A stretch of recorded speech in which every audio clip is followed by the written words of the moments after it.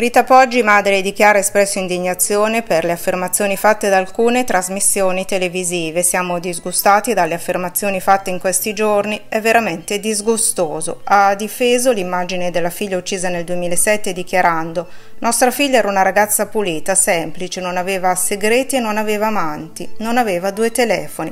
Ha criticato duramente le ilazioni su Chiara, che non può difendersi. Anche i legali della famiglia in un comunicato hanno denunciato una assillante campagna diffamatoria, citando in particolare le Iene, che avrebbero parlato di una presunta relazione tra Chiara e un uomo adulto, basandosi su dichiarazioni vecchie e già ritenute false.